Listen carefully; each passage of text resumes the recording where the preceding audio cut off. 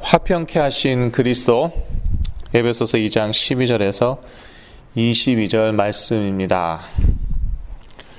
화평이란 말이 매우 중요합니다. 영어로는 peace라고 나와 있는데요.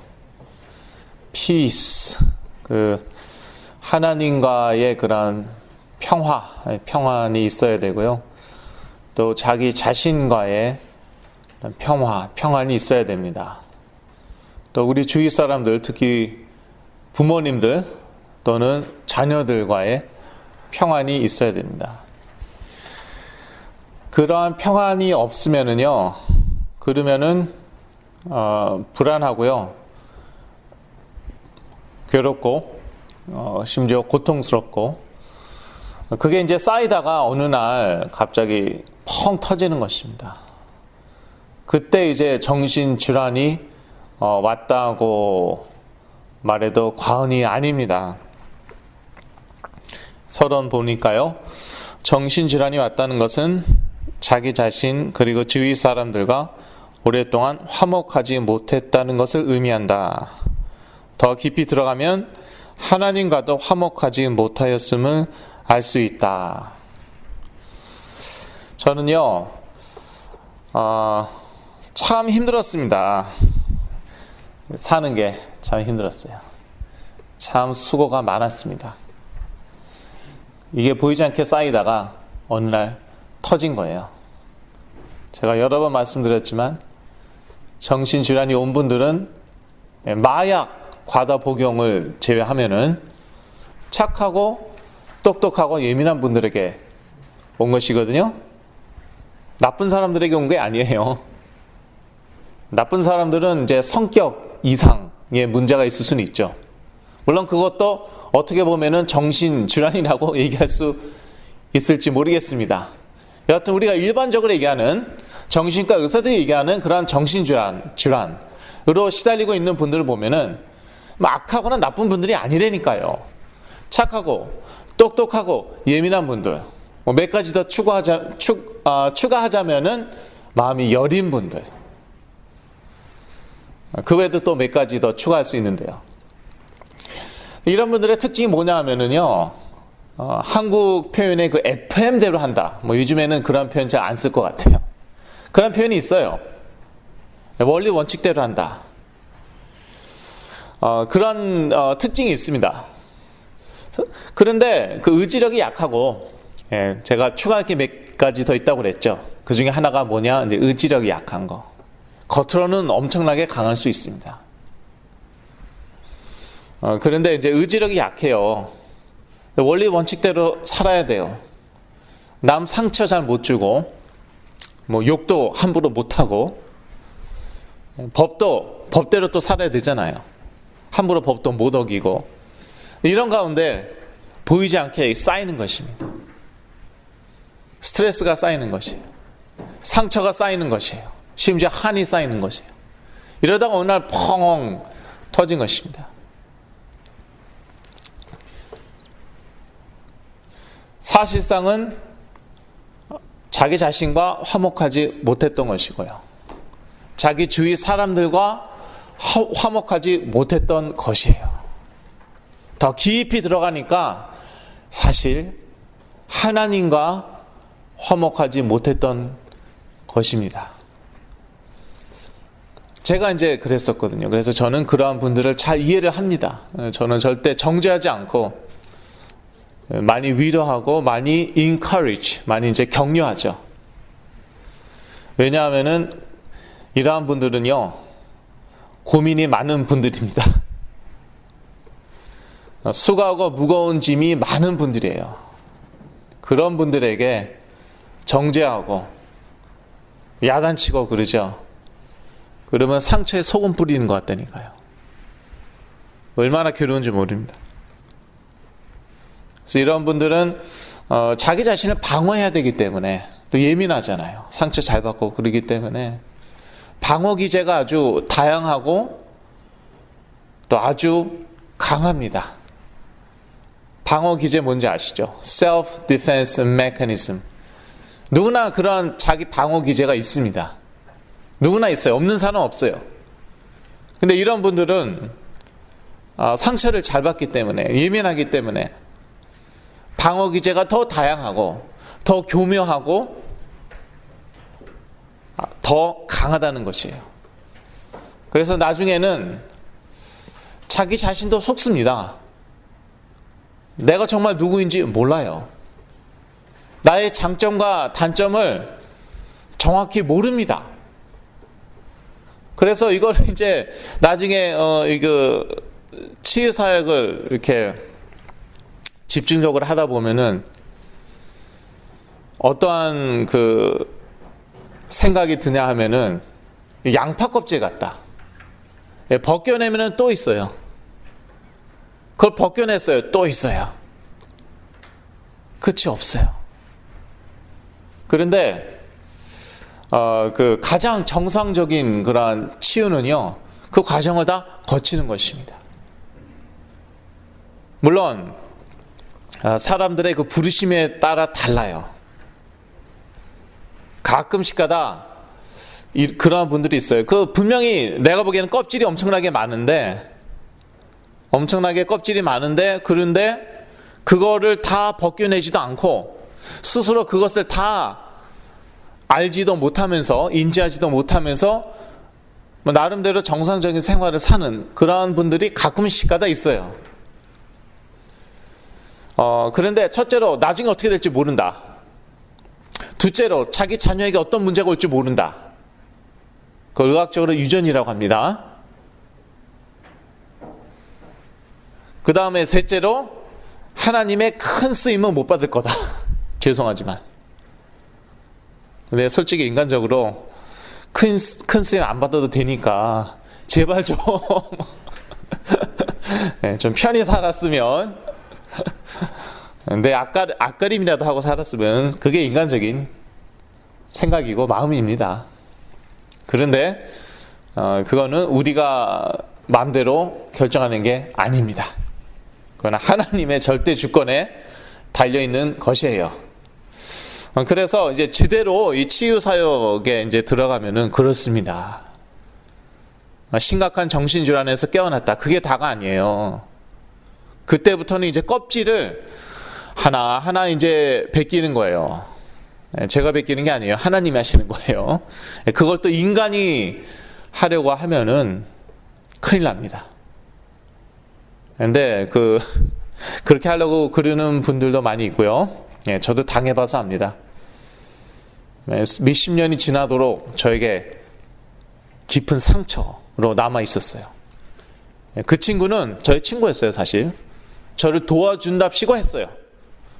그런데 이 친구도 자기도 상처 많았고, 자기도 문제가 많았고, 그리고 정확히 사실을 보지 못했거든요. 그래서 한 몇십 년 지나도록 저에게 상처로 남아 있었고 그랬는데, 그래서 인간이 하는 게 아니에요. 제가 항상 조심하는 게 그거입니다. 제가 이제 경험이 쌓이니까, 저도 체험도 많았고 또 치유 사역하면서 경험이 쌓이니까 섣불리 판단하고 싶은 그런 경향이 있어요. 이거 보나마나 볼 것도 없어. 보나마나 이거야. 그리고 사랑하니까 그거를 찝어주려고 그러는 거죠. 그거를 벗겨내려고 그러는 거죠. 그런데 그게 틀릴 수 있다는 것, 나의 판단이 틀릴 수 있고, 그 다음에 맞더라도 하나님의 때가 있어요. 하나님의 경륜,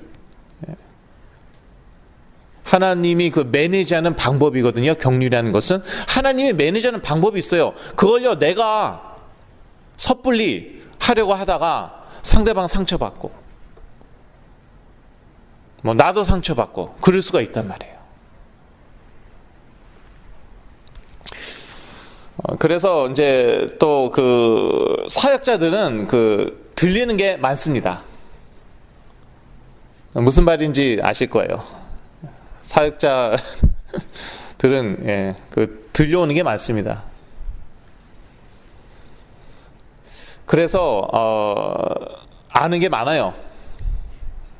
아무도 모르는데 사역자는 아는 것도 그거 많습니다. 신부님도 그렇잖아요. 신부님들 고해성사하기 때문에 신부님들만 아는 거 되게 많죠. 예. 그래서 이제 그 마피아가 신부님들에게 털어놓은 그런 비밀들, 이거를 신부님들이 뭐 경찰에 얘기해야 되는가 말아야 되는가, 뭐 옛날에 어디서 제가 농담으로 들은 것 같은데 그런 식으로 이 목사님들, 또 전도사님들, 사모님들, 예, 아는 그러한 비밀들이 많습니다. 그런데 저는요, 제가 알고 있는 게 틀릴 수도 있다, 항상 그런 가정을 하고 있고, 또 한 가지는 꼭 틀리지 않더라도 정확하지 않을 수 있다, 이런 생각을 항상 하고 있습니다. 일리는 있더라도 정확하지 않을 수 있다. 또 한 가지는 뭐냐면요, 이게 맞다 하더라도 내가 터치할 그러한 계제가 못 된다. 하나님이 하셔야 됩니다. 저는 진리를 선포할 뿐이죠. 그 적용은 자기 자신이 해야 됩니다. 제가 이제 제 얘기를 많이 하는 것은, 들어갔고 혹시 여러분에게 해당이 된다면은 여러분이 스스로 적용하시라고. 그래서 제 얘기를 많이 하는 것이에요. 제 얘기를 많이 하는 이유 중에 하나가 그거입니다. 근데 여러분에게 해당이 안 될 수도 있잖아요. 그렇죠?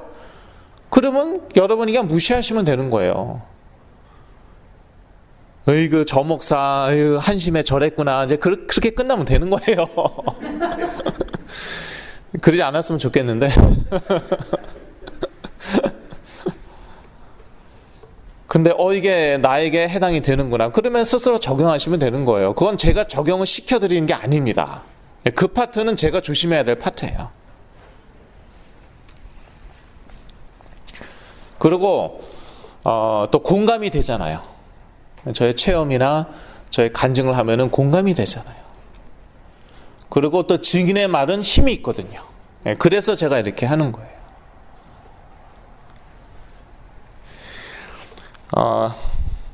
그런데요, 이제 제 자신을 그래서 또 제 얘기를 해야겠는데, 제 자신을 보니까 사실은요, 저는요, 제가 정말 하나님 사랑하고 정말 신앙 좋은데 문제는 우리 부모님들인 줄 알았단 말이에요.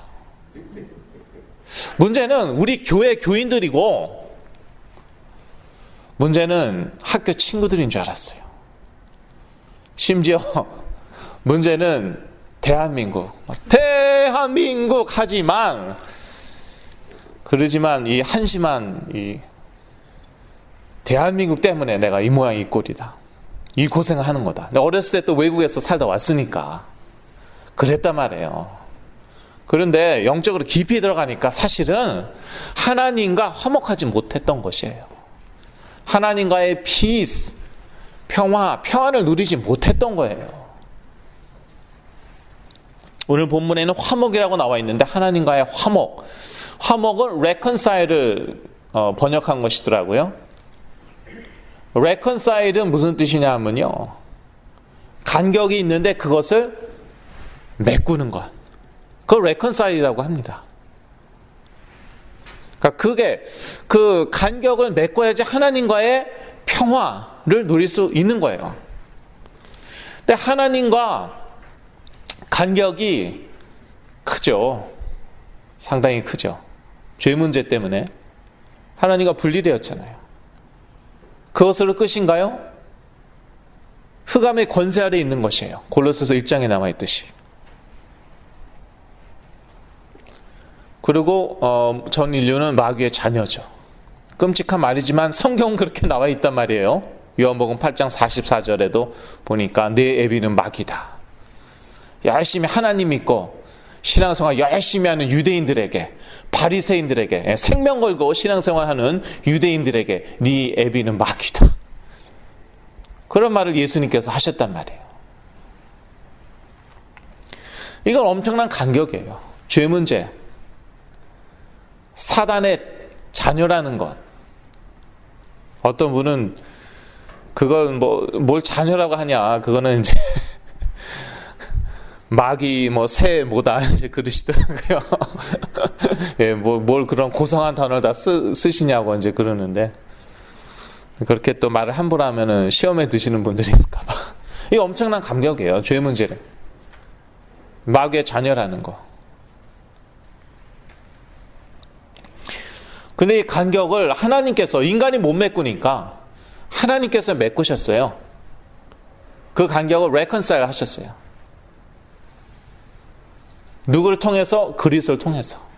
인간이 할 수 없으니까 하나님께서 스스로 그리스도로 오셔서 우리의 사단 문제, 죄 문제, 하나님 떠난 문제 해결하셨단 말이에요. 근데 거기서부터가 문제예요. 그거는 뭐 대부분의 그리스도인들이 아는 것 같습니다. 문제는 거기서부터예요. 아, 이제 그리스도께서 다 하셨으니까 나머지는 내가 메꿔야겠다. 거기서부터 문제가 오는 것이에요. 나머지는 내가 해결해야겠다. 거기서부터 문제가 오는 것이에요. 근데 이 나머지가 엄청나게 어려워요. 엄청나게 할 게 많은 거예요. 죄 짓지 말아야 되고, 깨끗한 삶, 정결한 삶을 살아야 되고, 거룩한 삶을 살아야 되고, 조금 더 나아가면은 실수하지 말아야 되고, 완벽해야 되고. 우리 인간은요, 그 나머지가 몇 %인지 모르겠어요. 사람마다 다르겠죠. 근데 1%라고 그래 봅시다. 예, 그리스도께서 99% 다 이루셨고, 나머지 1%는 내가 채워야 돼요. 예, 그 1%도 채울 능력이 인간에게 없어요. 그게 단 1%라 하더라도, 심지어 0.01%라 하더라도 그것을 채울 능력이 인간에게 없어요. 절대 없습니다. 그래서 제가 3주 전에 그 언약 신앙에 대해서 얘기했는데, 하나님께서 우리에게 약속하셨어요. 99%가 아니라 100%를 그리스도께서 다 이루셨다. 그리스도께서 십자가에서 그렇게 말씀하셨잖아요. 다 이루었도다 하고 돌아가셨잖아요. 물론 부활하셨지만, 그것을 믿는 믿음으로 우리의 삶이, 우리의 행위가 따라오는 것이에요. 그렇기 때문에 우리의 행위에 대해서 자랑할 게 하나도 없는 것이에요. 1%의 그 행위적인 부분은 내가 하는 게 아니라니까요. 그러한 능력도 없다니까요. 만약에 내가 했다 그러면은 누구 의입니까? 그건 내 의예요. 내가 했으니까. 여기서부터 이렇게 혼란이 오는 거예요. 엄청난, 하나님과 인간과 엄청난 간격이 있는데, 그 간격을 그리스도께서 다 메꾸셨다, 채우셨다. 그래서 우리는 하나님과 화평케 되었다, 평안을 누리게 되었다. 웬만한 신자들은 거기까지는 다 압니다. 특히 어렸을 때부터 주일학교 다니는 우리 자녀들, 거기서부터가 문제라니까요. 근데 그러니까 이렇게 나오죠. 그래서 저도 그렇게 배운 것 같은데, 그러니까 거기에 맞게 살아야지. 왜 너는 그 모양 그 꼴이냐. 그 얘기 듣죠. 그러면은 행동가짐이 조심하게 됩니다. 뭐 그거 좋아요. 예. 그런데요, 그러면서 남 판단하기 시작합니다. 저는요, 행동가짐이 엉망인 사람들 너무너무 싫어했어요. 겉으로는 웃어도 속으로는 아주 싫어했습니다. 가끔씩 뻥 터지기도 했어요. 신학교 갔는데 어떤 깡패 같은 전도사가 있더라고요. 근데 아니나 다를까 나중에 알게 된 바에 의하면 정말 교회에서도 깡패같이 행동을 해요. 근데 전도사예요. 아니 뭐 그런가 보지, 이렇게 넘어가면 되는 거죠. 그래서 저는 속에 분노가 있었습니다. 거의 막 패주고 싶었어요. 막 때려주고 싶고, 너무너무 화가 나고 막. 그 비정상이죠. 그런데요, 그게 저의 기준이었어요. 기준이 엄청나게 높은 거죠.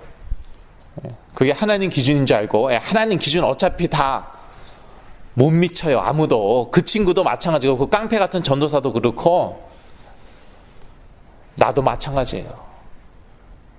그런데 복음이 희미하죠. 그리스도가 희미하고 복음이 희미하죠. 그러면 그렇게 되는 것이에요. 자기가 세운 기준 가지고 남을 그렇게 판단하고 미워하고 자기가 실수하죠. 자기도 판단하는 것이에요. 자기 자신도 용서 못해요. 자기 자신도 미워하는 거예요. 그러다가 나중에 큰 실수하죠. 큰 실패를 겪죠. 그러면 내가 완전히 무너지는 것이에요. 그러면서 정신질환이 오는 것입니다. 제가 그렇게 된 것이었어요. 근데 지금은요, 제가 점점 이렇게 복음에 뿌리 내리면서 하루아침에 바뀌진 않더라고요. 복음에 점점 뿌리 내리면서 다른 사람한테 관대하고 제 자신에 대해서 관대하게 되는 것이에요. 저 인간은 왜 행동가짐이 저러냐? 그건 그 사람이 복음을 몰라서 또는 복음에 아직 뿌리를 완전히 못 내려서 그런 거예요. 삶과 행위는 내가 그리스도의 뿌리 내린 것만큼 따라온다니까요. 그러니까 골로새서 2장에 사도 바울이 예수 그리스도를 믿는 사람들에게 그리스도의 뿌리 박으라고 그러잖아요. 그리스도 믿는 건 누가 모르나? 다 알죠. 그런데 뿌리를 박아야 돼요. 그러면 뿌리 박으면 어떠한 삶이 나올까? 그거에 대해서도 사도 바울이 얘기를 하죠. 제가 골로새서 메시지 할 때 이미 다 얘기했기 때문에 더 이상 안 합니다. 아주 구체적으로 얘기하잖아요. 부모, 어머니, 아버지, 남편, 아내, 자녀 어떻게 해야 될까? 아주 구체적으로 나오잖아요. 그런데 그렇게 그리스도를 분명히 먼저 설명하고 나서 행위를 얘기하죠. 그러니까 행위가 필요 없다, 행위가 중요하지 않다, 그게 아니라 그리스도의 뿌리 정말 내렸다. 그러면 어떠한 삶이 나오는가? 그거를 이제 분명히 가르쳐 주는 거죠. 그것도 중요해요. 그것도 좀 clarify, 좀 이렇게 밝힐 필요가 있는 것이 그리스도의 뿌리 내렸다고 그러면서 돌아다니면서 사기치는 분들이 계시더라고요. 복음 완전히 깨달았다. 완전 복음 내가 마스터했다. 그래 놓고 돌아가면서 이 사람 저 사람 뭐 욕하고 상처 주고 이런 분들이 있기 때문에 성경에서 그러한 행위적인 파트, 부분들, 또 삶에 관해서도 얘기하는 것이죠. 심지어 구체적으로 얘기하는 것이죠. 그러나 순서가 중요한 것입니다. 행위가 먼저가 아니에요. 우리가 구원 어떻게 받았어요? 행위로 받았어요? 아니죠. 믿음으로 받았잖아요. 무엇을 믿었어요? 그리스도를 믿음으로, 복음을 믿음으로. 그러니까 그 출발점은 그리스도고 복음이고 믿음이에요. 근데 믿음이 자라면은 삶이 어떻게 따라오는가 그것 알 필요도 있죠. 그것도 중요하죠. 그러나 그 순서가 다라니까요. 그래서 행위 중심으로 우리 자녀들을 키우면은 나중에 착하고 똑똑하고 예민할수록 문제가 올 수 있다니까요. 또 그 착한데 또 나름대로 좀 의지력이 있어서 반항도 하고 이런 분들이 있거든요. 이런 분들은 이제 그 마약 과다복용 쪽으로 가기도 하더라고요. 아주 그 율법주의적이고 아주 엄격하고 그러한 부모님, 특히 아버님 밑에서 자란 그 사람들 보면은 그 마약 중독으로 간 경우가 또 많이 있더라고요. 뭐 다라고 얘기할 수는 없겠지만. 근데 정말 이 깊이 들어가 보니까 결국은 하나님과의 화목이에요. 저는요, 저희 부모님이 한국에 이제 2주 동안 다녀오셨잖아요. 제 외할머니가 편찮으셔갖고 다녀오셨는데 그동안 저 혼자 이제 생활하면서 게으름도 피웠어요. 게으름도 피우고 그리고 좀 규모 없는 생활을 제가 조금 했습니다. 근데 옛날 같으면 제가 제 자신을 용서 못해요. 자, 용납을 못해요. 그런데 이번에는 어떻게 했냐면은 옛날과는 다르게 괜찮아. 하나님 이해하실 거야. 자기 합리화가 아니라 사실이니까. 사실이니까. 저희 부모님이 딱 돌아오셨어요. 그런데 저희 어머니가 국을 잔뜩 해놓고 가셨어요. 그 국을 제가 몇 번 먹었을까요? 한 번, 두 번, 세 번, 한 번도 안 먹었어요.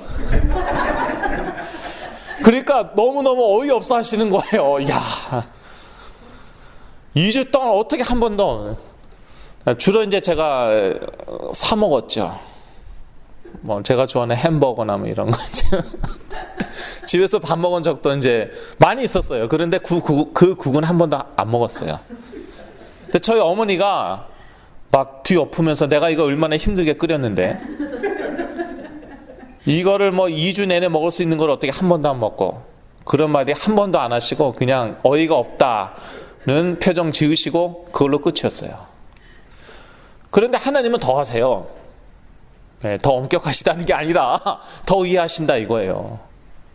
얼마나 사랑이 많으시면 우리가 아직 죄인 되었을 때 자기 아들을 십자가에서 희생시키셨습니까? 죽은 척한 것도 아니에요. 아픈 척한 것도 아니에요. 진짜 아팠고 진짜 돌아가셨어요. 물론 살아나실 수밖에, 부활하실 수밖에 없었지만, 그러니까 하나님은 더 잘 이해하신다는 거예요. 제가 자기 합리화로 하는 말이 아니었다니까요. 에이, 하나님은 이해하실 거야. 그런데 그 생각하니까 힘이 나더라고요. 벌떡 일어나갖고 밥 해먹고 막 그랬는데, 물론 이제 냉동실에 얼려 있는 것이에요. 녹이기만 하면 됐었는데. 그런데요, 이게 정말 자기 합리화가 아니라 무의식까지 내려가 있어야 되니까요. 무의식까지 내려가 있어야 된다니까요. 그게 믿음이 돼야 되고 확신이 돼야 돼요. 그러니까 저는 옛날에는 뭐 자기 합리화로 그런 식으로 많이 제 자신을 위로했습니다. 그러면서 불안했어요. 하나님 이해하실 거야 하면서 불안한 거예요. 나 축복 놓치는 거 아닌가, 이러면 안 되는데. 그런데 이번에는 그래 뭐 사실 규모 있게 생활해야 되는데 그건 제 자신이 더 잘 알아요. 누가 얘기해 줄 필요 없습니다. 착하고 똑똑하고 예민한 사람들일수록 그건 누구보다 더 잘 알아요. 그러니까 괴로움이 많은 거예요. 그래서 무거운 짐이 많은 거예요. 그래 규모 있게 살아야 되는데 지금 그렇게 못하고 있지. 하나님은 이해하실 거야. 그거는 저의 신앙 고백이었습니다. 자기 합리화가 아니고 자기 위안이 아니고 저의 신앙 고백이었습니다. 그때 영적인 힘이 나오는 것이에요. 그러면서 우리의 삶이 따라오는 것이에요. 거꾸로가 아니에요. 그렇지 않아도 고민이 많은 자녀에게 자기 기준에 따라서 살지 못하거든요. 똑똑하고 예민하고 착한 자녀들, 그렇지 않아도 그 갈등 가운데 시달리는 자녀들에게 너는 왜 이 모양이냐? 그러면은 어쩔 수 없습니다. 자기 합리화할 수밖에 없어요. 자기 방어 기제를 사용할 수밖에 없습니다. 왜냐? 아프기 때문에, 괴롭기 때문에. 그런 자녀는요, 아무 말 안 하든지 정 뭐 말하고 싶으시면 좀 뭐 긍정적인 말, 너무 또 대놓고 격려하고 그러진 마시고요. 왜 그것도 화가 나요. 그것도 자존심 상한다든지 아니면 못 믿겠어요. 나 격려하려고 그런 거지 다 알아, 그러고 막 싸우고. 제가 많이 그래봐서 알아요. 왜 거짓말해? 왜 과장해? 거짓말 좀 하면 어때요? 과장하면 어때요? 예, 그것도 자기 기준에 못 미치는 거예요. 기준이 너무 높아서 그것도 용납 못하는 거예요. 부모님이 조금 거짓말 한다든지 과장하는 것도. 사실 부모님은 진심에서, 사랑하는 마음에서 그렇게 거짓말도 하고 과장도 하는 것이거든요. 그러니까 결국 깊이 들어가 보니까 영적인 거예요, 이게. 굳이 뭐 이렇게 꼭 파야 되느냐. 이게 뭐 프로이드의 무슨 정신 분석학도 아닌데 뭘 그렇게 파야 되느냐. 파는 게 아니라 spiritual reality, 영적인 사실, 영적인 실상을 얘기하는 것입니다. 영적인 사실, 실상에 따라서 생각 돌아가고 행동, 삶 다 나옵니다. 제가 옛날에 한 그 치유 메시지를 들어봤더니 저 너무 복잡하고 뭘 그렇게 파, 그냥 넘어가지. 아이고, 이거 치유가 그때 치유가 덜 됐나 보다 이런 생각도 했는데 그런데 더 좀 잘 생각해 보니까 제가 하도 안타까워서 그랬던 거였더라고요. 너무 많은 분들이 영적인 실상, 영적인 그 실제를 몰라요. 그러니까 그거를 좀 설명해 주려고 자꾸 제가 팠던 거예요. 그러다 보니까 좀 필요 이상으로 너무 깊이 들어갔더라고요. 너무 좀 복잡하게 느껴질 수도 있겠더라고요. 그래서 이제 여하튼 뭐 요즘은 그렇게 하지 않으니까 괜찮은데 이 치유사역 매우 중요합니다. 왜냐하면 이 치유사역을 통해서 우리가 영적인 실상을 볼 수가 있거든요. 영적인 세계로 들어갈 수가 있거든요. 그게 매우 중요해요. 왜냐하면 결국 거기에서 다른 게 다 나오는 것이에요. 제가 3주 전에 말씀드리지 않았습니까? 오레곤에서 총기 사고 일으킨 그 친구, 그리고 이제 뭐 자살해서 이제 끝났지만 그 친구 결국은 영적인 문제거든요. 근데 아무도 터치해주지 못하니까 그게 점점 생각이 악한 영들에게 장악당하고 나중에는 그게 행동으로 나온 것이에요. 제가 그랬기 때문에 너무나도 잘 압니다. 말씀드렸잖아요. 주말마다 옥스나드 가서 사격 연습했다니까요. 한 지금쯤 아마 이제 한 이 시간대쯤 되면 이제 출발을 했죠. 대개 토요일 날 옥스나드 도착했어. 사격 연습하고. 그게 이제 사람으로 옮기면은 그런 사고가, 그 타겟이 사람으로 바뀌죠. 그러면 그런 사고가 나는 것이에요. 별게 아니에요. 하나님이 정말 역사하셔서, 성령으로 역사하셔서 막으셨는데 너무 감사하죠. 그래서요, 하나님과 같은 관점으로 우리가 봐야 합니다. 우리가 좀 똑바르게 행동 못할 때도 있죠. 하나님은 한 박살 내시지 않습니다. 그게 아니라 너가 아직도 그리스도의 뿌리를 온전히 박지 못했구나. 그 과정이구나. 그게 하나님의 관점이거든요. 하나님의 관점이 사실이에요. 그 똑똑한 사람들일수록 관점에 따라 다르다. 이렇게 얘기를 많이 합니다. 세계적인 석학들일수록 그런 얘기 할 거예요. 학문하는 사람들일수록 그렇게 얘기할 거예요. 관점에 따라 다 다른 거지 뭐. 그런데 그건 맞습니다. 그런데 사실은 reality, 실상은 하나밖에 없어요. 근데 그 reality, 그 실상, 실제는 하나님이 보는 관점이에요. 왜냐, 하나님 창조주시기 때문에. 그러니까 중요한 것은 우리가 하나님이 보는 관점으로 우리도 봐야 된다는 거예요.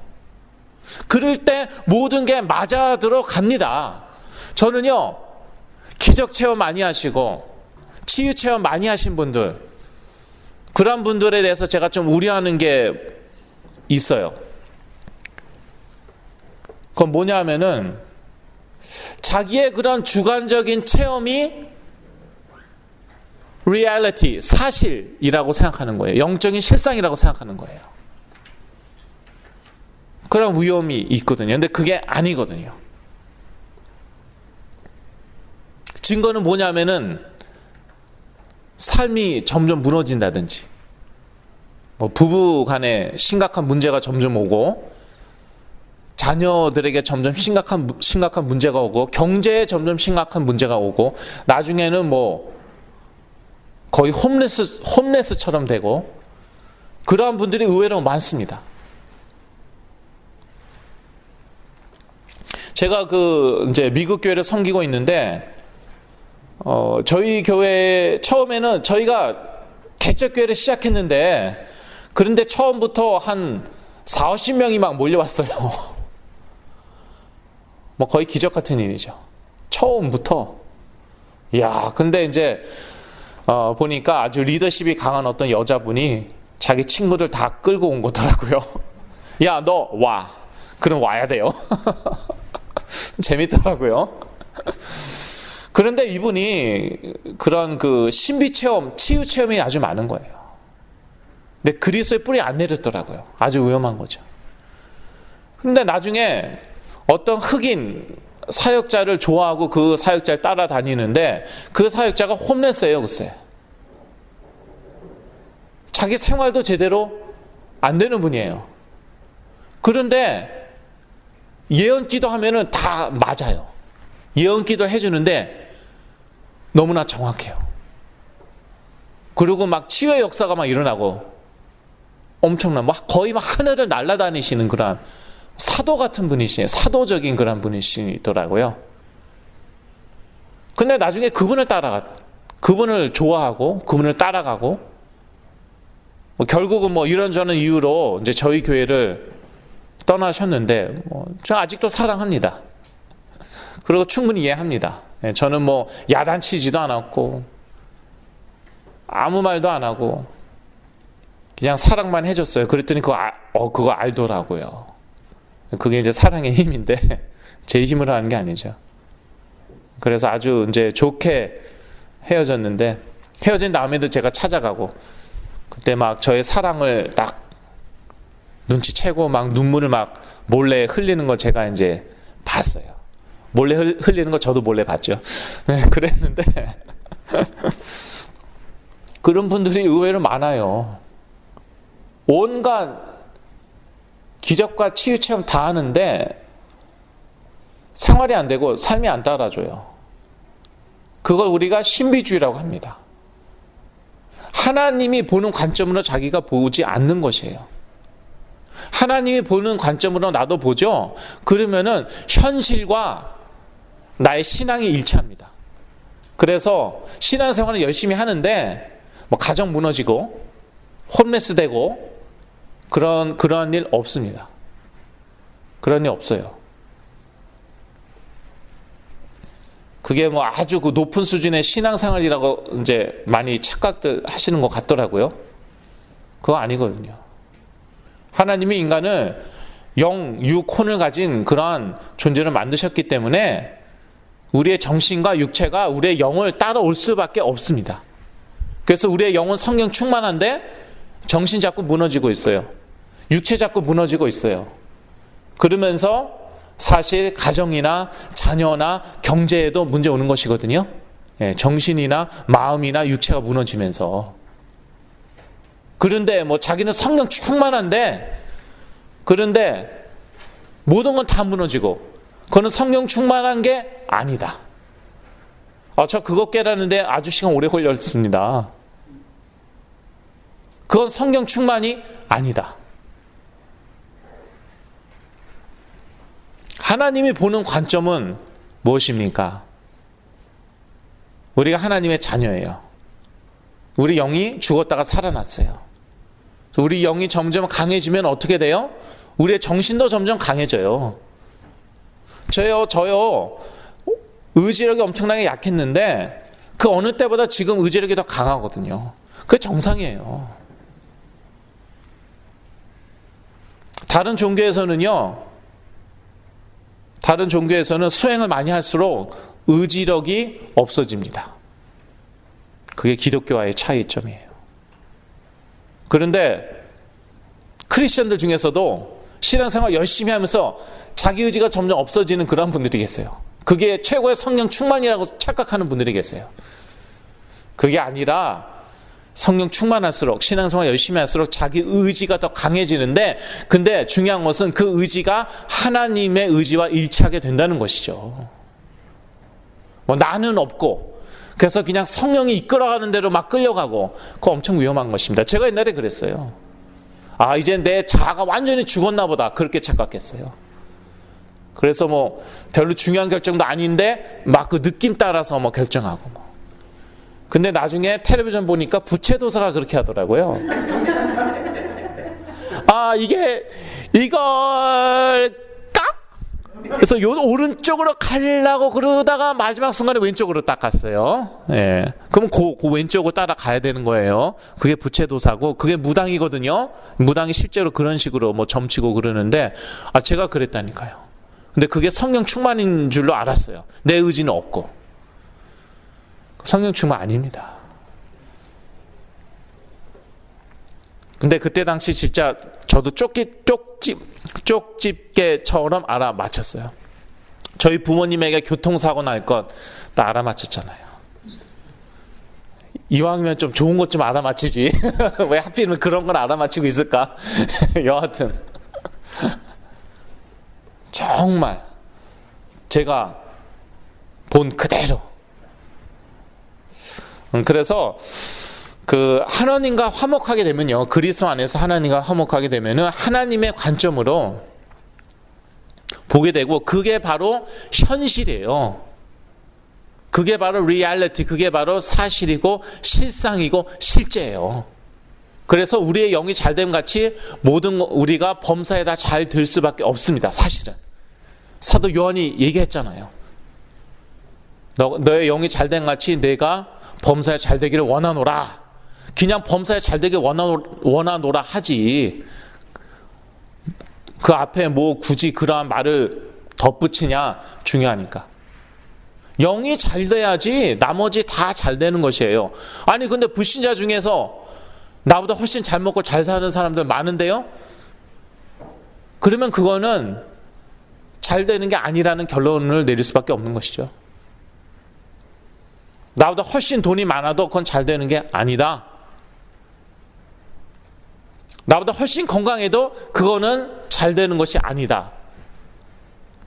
하나님은 그렇게 보실까요? 안 보실까요? 그렇게 보시잖아요. 하나님 불신자가 막 돈 많고 뭐 건강하고 그거 보고, 아, 얘는 참 범사에 잘 되고 있구나. 하나님이 그렇게 보십니까? 안 보십니까? 안 보시죠. 사단의 권세 아래에 있는데 그게 뭐가 잘 되고 있는 것이에요. 근데 그게 사실이고 현실이라는 거예요. 그러한 그 전환이 이루어져야 돼요. 그게 중요해요. 왜? 그렇게 다 되어가는 것이기 때문에. 그래서 불신자는 그렇게 잘 먹고 잘 사는 것 같은데 사실 남 모르는 고민과 고통이 있고요. 그리고 죽으면은 지옥 가는 거예요. 그게 현실이에요. 그게. 지금 당장 돈이 없다, 뭐 그것만 현실인 줄 아십니까? 우리 자녀가 지금 문제가 많다, 그것만 현실입니까? 불신자 상태? 그것도 현실이에요. 그러니까 하나님과 우리가 그리스도의 뿌리를 내리면 내릴수록 하나님과 같은 관점을 갖게 돼요. 그 관점으로 하나님과 나와의 관계를 보게 되고, 그 관점으로 내 자신을 보게 됩니다. 내 자신과 그래서 화목하게 되는 것입니다. 이 기준이 높은 분들이 자기가 그 기준에 못 미치게 되죠. 그건 무너져갖고 그 다음부터 이상한 사람이 되는 것이에요. 뭐 나는 나팔레옹이다, 나는 징기스칸이다. 다 이제 옛날에 막참 웃었거든요. 영화 보니까 뭐 정신 나간 사람들이 뭐 나는 나폴레옹이다, 나는 징기스칸이다 막 웃었는데, 나중에 제가 뭐 나는 유대계 마피아의 2인자이다 뭐 이러고 그거나 다 똑같은 거였더라고요.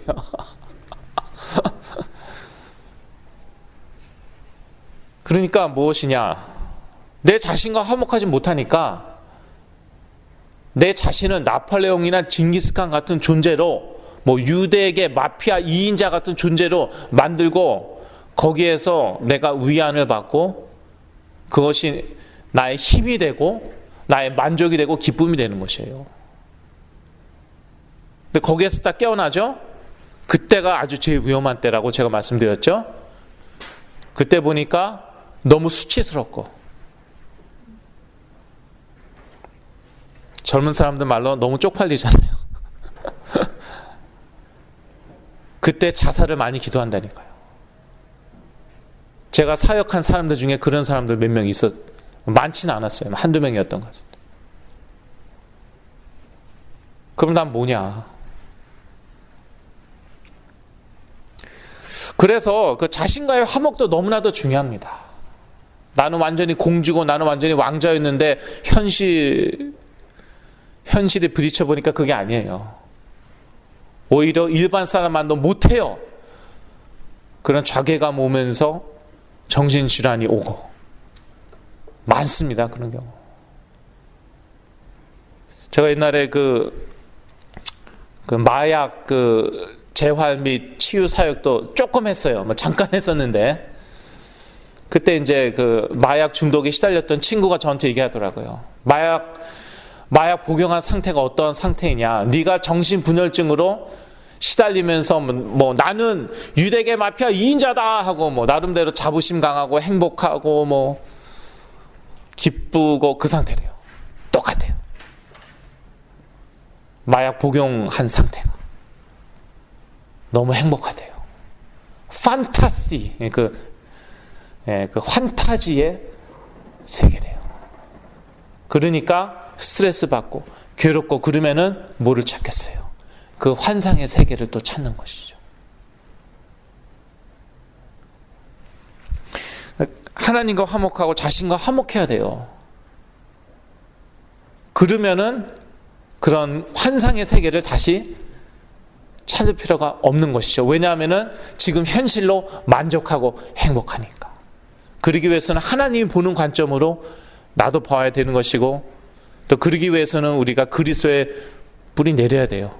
시간이 걸려요. 그 과정을 스킵하면서 정상적으로 사는 사람들이 가끔씩 가다 있는데 많지는 않아요.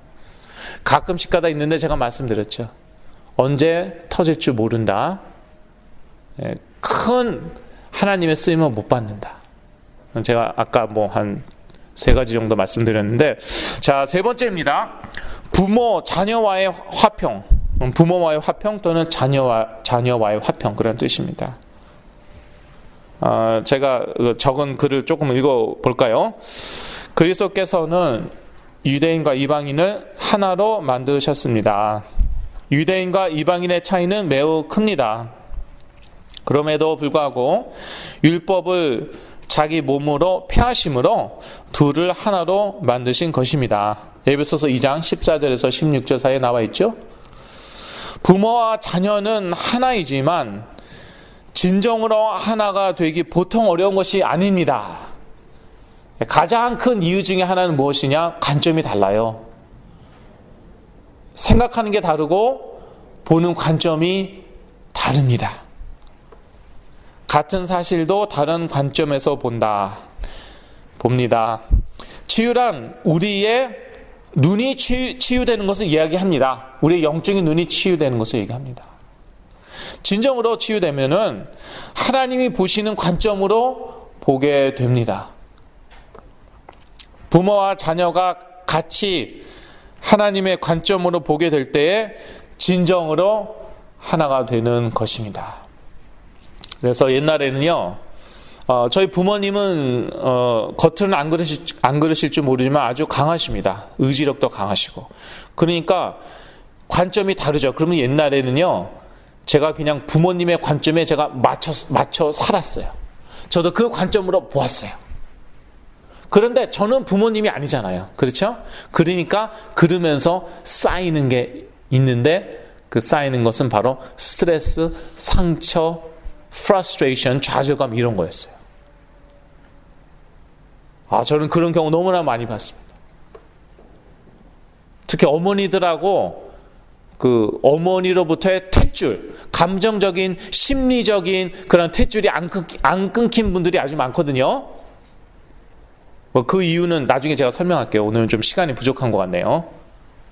그러면은요, 부모님의 관점, 어머님의 관점이 나의 관점이에요. 그런데 나는 어머니가 아니잖아요. 체력도 다르고 의지력도 다르고, 그러니까 상처나 좌절감이나 스트레스가 막 쌓입니다. 그러다가 나중에 뻥 터지거든요. 그때부터 이상한 관점이 생기는 거예요. 저 같은 경우는 유대계 마피아.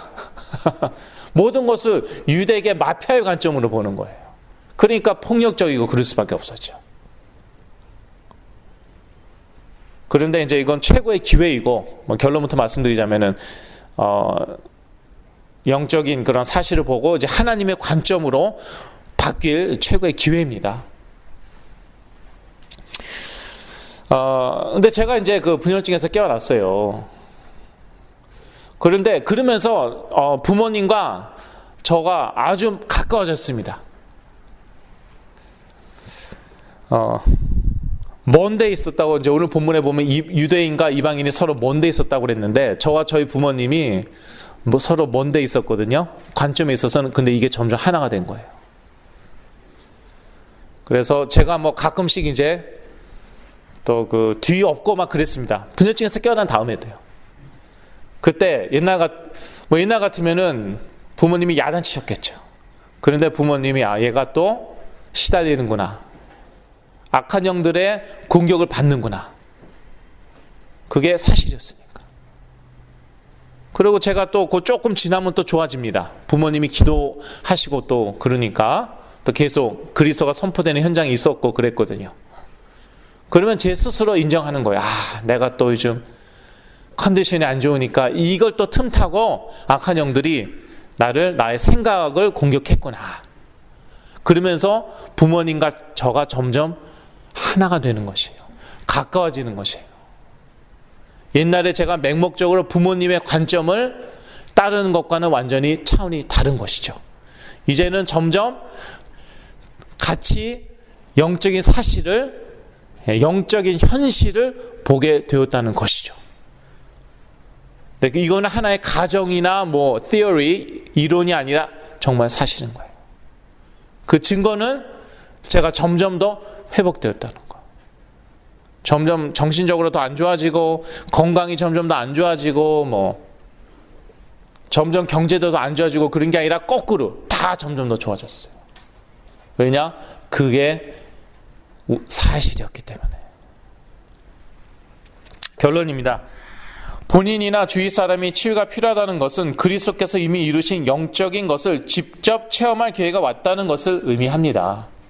그리스도께서 이루신 화목이 자기 것이 될 때에 하나님, 자신, 그리고 주위 사람들과 화평을 누리게 됩니다. 그래서요, 정말 성령 충만하죠. 그러면은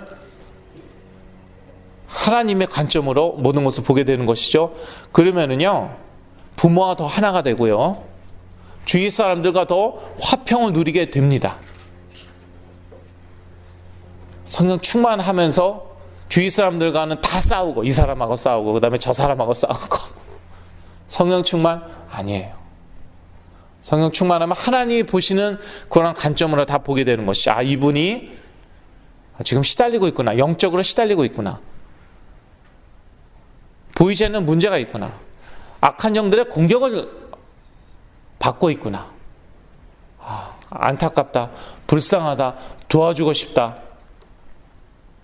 그러면서 점점 더 화평을 누리게 되고, 양보할 줄도 알고, 내가 져도 괜찮은 거죠. 내가 양보해도 되는 거예요.